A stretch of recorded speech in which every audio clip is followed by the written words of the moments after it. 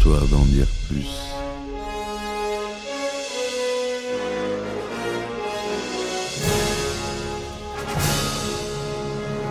Eh ben attendez, on est en France. Allez, cul sec. Hop.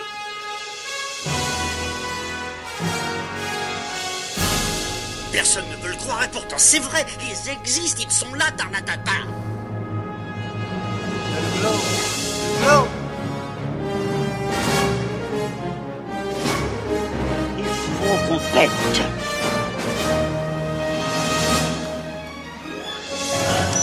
Voyons, circuit branché, correcteur temporel temporisé. Bonjour, bienvenue sur Histoire d'en dire plus. Aujourd'hui, on parle de Batman et d'un film, le deuxième d'une trilogie. La dernière consacrée à lui, enfin, c'est pas le dernier film consacré à lui, mais c'est réalisé par Christopher Nolan et c'est The Dark Knight, le Chevalier Noir. C'est parti mon kiki. Alors The Dark Knight, le Chevalier Noir, ou The Dark Knight, le titre original, est un film américano-britannique réalisé par Christopher Nolan en 2008. Fondé sur le personnage de fiction DC Comics Batman, il fait partie de ce qui sera appelé la trilogie The Dark Knight et la suite de Batman Begins, sortie en 2007, que j'aborderai peut-être une autre fois.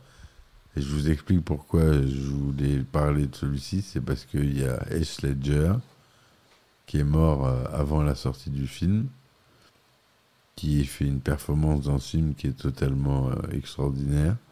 C'est pour ça que j'ai voulu commencer par cet épisode-là. Ce film décrit la confrontation entre Batman, interprété pour la seconde fois par Christian Bale, célèbre pour ses grands coups de gueule sur les plateaux, et son ennemi juré, le Joker, qui est joué par Heath Ledger, qui est mort, le pauvre, le 22 janvier 2008, c'est-à-dire avant la sortie du film. Par ailleurs, le film reçoit 8 nominations aux Oscars et remporte deux récompenses. L'Oscar du meilleur acteur dans un second rôle à titre posthume pour Heath Ledger et l'Oscar du meilleur montage son pour Richard King. Donc à la musique, on retrouve Hans Zimmer.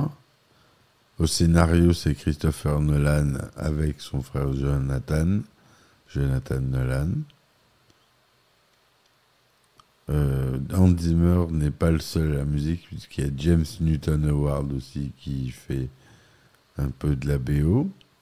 En acteurs principaux, on a donc Batman qui joue Christian Bale, Joker Heath Ledger, on a Michael Caine, Gary Oldman, Aaron Eckhart, Maggie Gyllenhaal, Morgan Freeman, Eric Roberts. C'est produit par la DC Comics, évidemment. Syncopy Film, Warner Bros. Legendary Entertainment. DC Comics, qui est la société de production qui a été créée à partir de la boîte originale de la société originale de comics d'où vient Batman. Tout le monde connaît le Marvel Universe. Il y a aussi le DC Comics Universe, vous devez déjà le savoir. Pour le synopsis, dans la ville de Gotham City, une bande de cambrioleurs déguisés en clowns dévalise une banque servant à la mafia pour blanchir son argent sale. Chacun des cambrioleurs doit se débarrasser de l'un des complices jusqu'à ce qu'il n'en reste plus qu'un, le commanditaire du casse, un psychopathe fou et particulièrement dangereux, le Joker.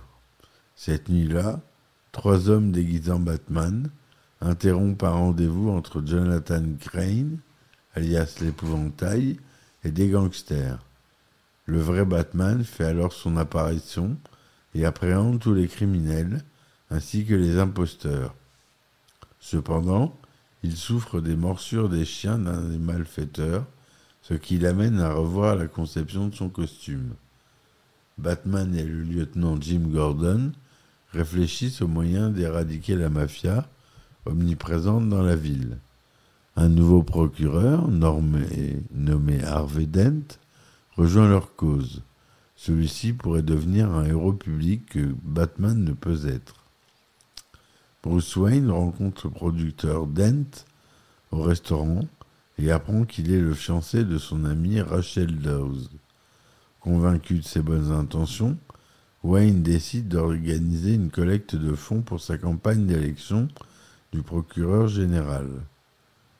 Durant le repas, Harvey dicte une phrase clé du film : soit on meurt en héros, soit on vit assez longtemps pour se voir endosser la peau du méchant. Lors d'une réunion entre les dirigeants de la mafia, un comptable chinois corrompu, Lao, les informe que les banques dans lesquelles ils stockaient leur argent ont été identifiées par la police de Gotham grâce à des billets marqués et qu'après le hold-up par le Joker de l'un de leurs dépôts, la police risque de pister leur argent et de le saisir. Ils se proposent de cacher leurs fonds dans un endroit sûr qu'il sera le seul à connaître et annoncent qu'ils rentrent à Hong Kong où les autorités de Gotham ne pourront pas l'inquiéter. Le Joker arrive de façon inattendue et fait part aux malfrats de son opinion concernant Lao, affirmant que c'est un mouchard, qui pourrait les mettre dans une situation gênante s'il se fait rattraper par Batman. Il leur propose alors de tuer ce dernier pour la moitié de leur argent. S'étant mis d'accord avec Dent Gordon, Batman, qui contrairement à Dent n'est limité par aucune juridiction, s'envole pour Hong Kong et enlève Lao pour le ramener et le remettre à la police de Gotham. Celui-ci refuse de dire où est l'argent, mais donne à la police des informations pour arrêter tous les mafieux. Gordon met alors notamment la main sur Salvatore Maroni, leur chef, et sur tous ses sbires, ainsi que la moitié de la mafia de Gotham, qui se retrouve derrière les barreaux. Le Joker réapparaît alors et annonce à la ville que si Batman ne se rend pas lui-même à la police et ne révèle pas publiquement son identité, les innocents mourront chaque jour. Le commissaire Gillian Bilob et la juge, présidant le procès contre la mafia, sont ainsi assassinés alors que le Joker fait irruption avec ses hommes à la recherche de Harvey Dent lors de la soirée de collecte de fonds organisée par Bruce Wayne pour le procureur de la ville. Bruce Wayne, sous le costume de Batman, affronte le Joker, qui finit par menacer Rachel Dawes et lui demande d'ôter son masque. Ce dernier ayant refusé, le Joker jette Rachel Dawes par une des fenêtres, mais elle est sauvée par Batman. Le maire de la ville lui-même manque de se faire tuer lors de l'hommage public au commissaire Loeb, mais Jim Gordon intervient pour être touché par un projectile qui le laisse apparemment sans vie. Pendant ce temps, Batman mène son enquête et interroge Maroni, qui lui conseille de révéler son identité pour faire cesser le carnage. Harvey Dent, quant à lui, parvient à isoler un complice du Joker et le menace pour obtenir de lui le lieu où le Joker se cache. Batman intervient pour le convaincre que sa tentative est mal avisée. Dent doit rester un symbole de probité pour la ville de Gotham. Là, de voir des innocents périr pour rien, Bruce décide de révéler son identité. Mais avant qu'il ne le fasse, Dent annonce qu'il est lui-même Batman et est arrêté dans le cadre d'un plan visant à attirer le Joker dans un piège. Ce dernier organise une embuscade pour le convoi de police transportant Dent et tenter d'abattre ce dernier pendant le transport avec l'aide de ses hommes répartis dans 2 camions. Batman intervient avec la Batmobile alors que le Joker tente de faire exploser le fourgon où se trouve Dent à l'aide d'un lance-roquette. Mais Batman intercepte son tir en sacrifiant la Batmobile, qui s'autodétruit juste après avoir échappé ses restes, le Batpod. Batman, la moto, ou la Batmoto. Batman parvient à renverser le camion du Joker qui en réchappe. Puis ce dernier se place sur le chemin du justicier et de son Batpod en lui criant de l'écraser. Batman effectue un dérapage pour le contourner et tombe en se frappant contre le camion retourné. Batman gît assommé quand le Joker arrive à un couteau à la main, mais Gordon, qui avait simulé sa mort, intervient et l'arrête, sauvant Batman. En reconnaissance de ses actions héroïques, Gordon est nommé commissaire de la police de Gotham. Plus tard dans la nuit, Harvey Dent disparaît. Batman interroge le Joker au poste de police. Ce dernier lui révèle que Rachel Dawes et Dent ont été capturés par des policiers corrompus et sont retenus prisonniers dans 2 entrepôts distincts, chacun contenant des explosifs prêts à exploser en même temps. Ces bâtiments sont situés à 2 endroits opposés de la ville, assez éloignés de l'un de l'autre pour que Batman ne puisse sauver que l'un des 2.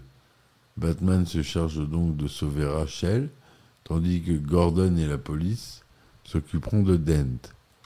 Grâce à une bombe dissimulée au poste de police, le Joker s'échappe avec Lao.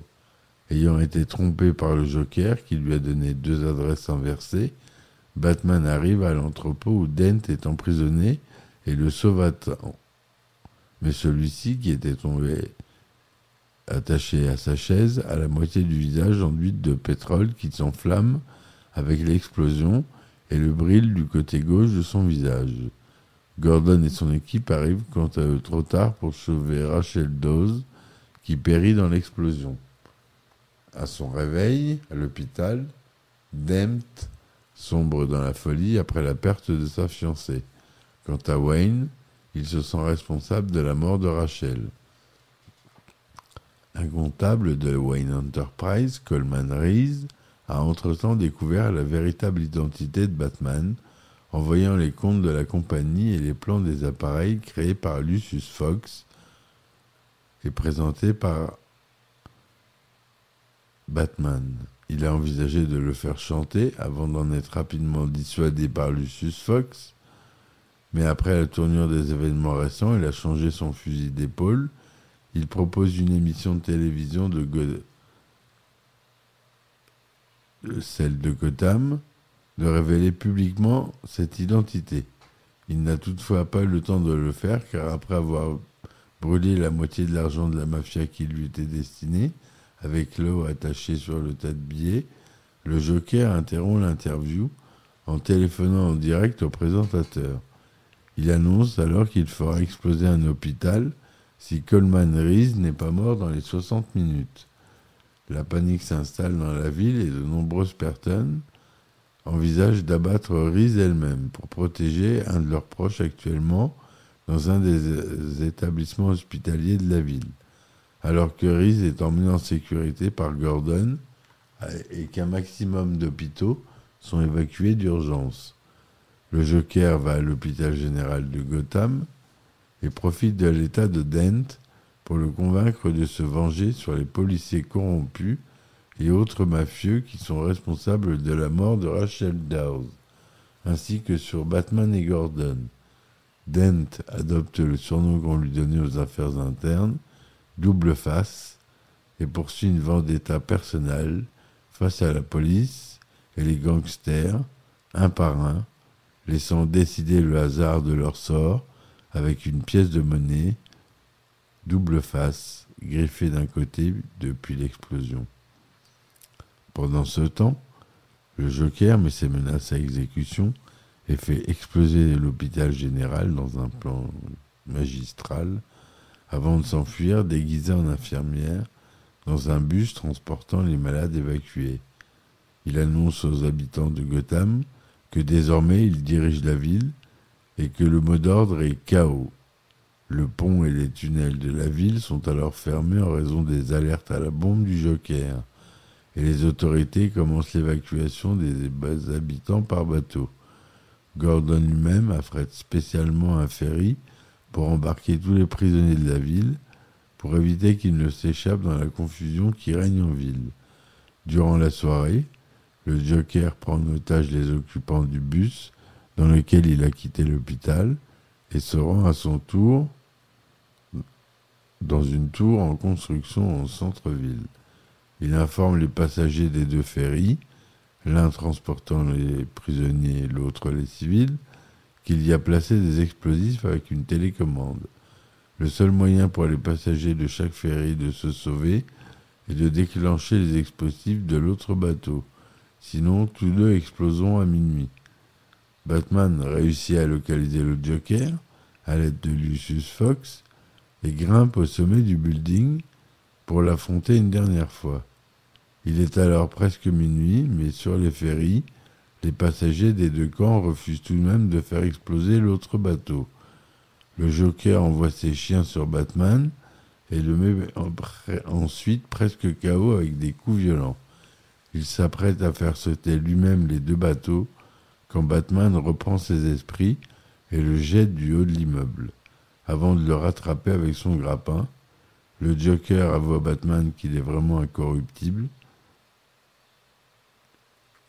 contrairement à Dent qui va répandre sa folie sur la ville. Après avoir livré le Joker à la police, Batman se met à la recherche de Dent et le retrouve à l'endroit où Rachel est morte, retenant Gordon et sa famille. Dent menace de tuer le fils de Gordon et décidant de punir les trois responsables de la mort de Rachel, Dent tire au sort le destin de Batman. Le sien est celui de Gordon à pile ou face. Dent tire sur Batman dans l'abdomen, protégé par du Kevlar, et s'épargne lui-même car la pièce est tombée du côté face. Voulant punir Gordon en supprimant la personne qu'il aime le plus, Harvey tire au sort ce qu'il fera de Jim Gordon Jr. Mais avant qu'il puisse déterminer le sort du garçon, Batman se jette sur lui et ils chutent tous les deux du toit du bâtiment. Dent meurt, mais Batman en réchappe avec une blessure à la jambe qui le fait boiter. Le Joker a gagné en détruisant tout ce que Harvey avait fait pour la ville. Batman et Gordon réalisent que si les habitants de Gotham apprennent que le nouveau défenseur Harvey Dent a aussi franchi la limite qui sépare le bien du mal, ils perdront tout espoir et la ville sombrerait dans le chaos. Batman persuade Gordon de préserver l'image de Dent en s'accusant des 5 meurtres qu'il a commis. Soit on meurt en héros, soit on vit assez longtemps pour se voir endosser la peau du méchant, dit-il. Gordon détruit le Bat-Signal et une chasse aux justiciers s'ensuit. Voilà pour ce qui est ce long résumé. Donc voilà pour ce qui est de Dark Knight. On a dit qu'à la musique on avait Hans Zimmer, à la réalisation Christopher Nolan, d'après une histoire originale de Christopher Nolan et David S. Goyer, d'après le personnage créé par Bob Kane. C'est le personnage original qui a créé Batman. Au décor, on a Nathan Crowley, au costume Lindy Hemming, à la photographie Wally Pfizer, au son Laura Hirschberg, Gary Rizzo, Richard King, Ed Novick, Matt Gruber. La production pour la version IMAX était faite par Lorne Orleans. Pour Hong Kong, c'était Philip Lee. Et sinon, c'était Jordan Goldberg. Le budget du film est monstrueux, 185 millions de dollars. C'est tourné avec plusieurs technologies, en couleur Technicolor 35 mm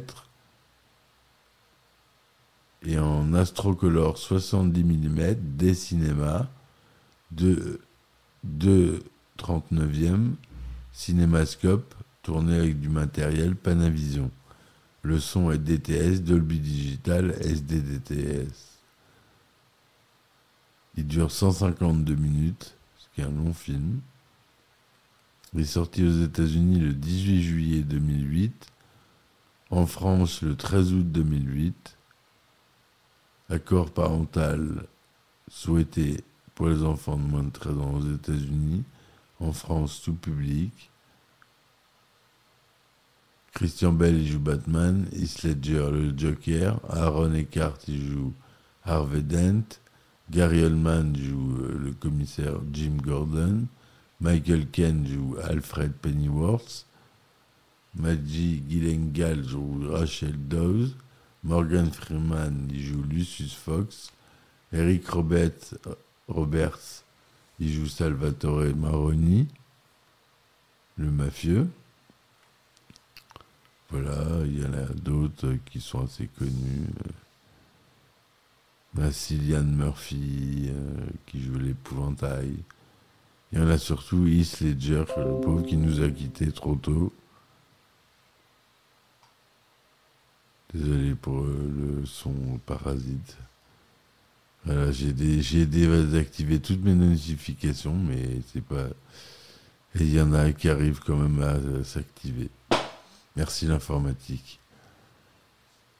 Avant que Batman Begins ne soit plus à l'affiche, le scénariste David S. Goyer avait écrit deux suites qui introduisaient le Joker et Double Face. Sa première intention était que Harvey Dent soit défiguré par le Joker lors de son procès dans le troisième film, transformant ainsi le procureur en Double Face. Goyer, qui a écrit le premier opus, a cité la bande dessinée Batman A Long Halloween comme la principale influence de son histoire. Tout d'abord dans l'incertitude quant à sa participation comme réalisateur de la suite de Batman Begins, Nolan voulait réinterpréter le rôle du Joker. Le 31 juillet 2006, Warner Bros. Annonce officiellement le début de la production pour cette suite, intitulée The Dark Knight. Le film est le premier long métrage établi autour de l'homme-chauve-souris, dans lequel le titre Batman est absent. Voilà pour la première partie de ce podcast sur ce film. Demain, vous aurez la deuxième partie. J'espère que ça vous aura donné envie d'écouter la suite de la production du film et du tournage, qui a été chaotique et avec de nombreux rebondissements. Donc je vous dis à très vite, à demain pour un nouvel épisode. Merci de m'avoir écouté jusque-là. Bonne soirée, donnez-moi des likes et des commentaires s'il vous plaît. Et si vous voulez me supporter sur mes plateformes, il y a les liens en description. Je vous remercie bien, à très vite et ciao ciao. Histoire d'en dire plus.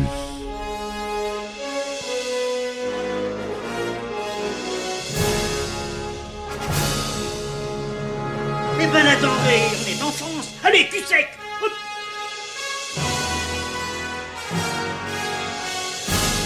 Personne ne veut le croire et pourtant c'est vrai, ils existent, ils sont là, Tarnatata. Glow. Il faut qu'on pète.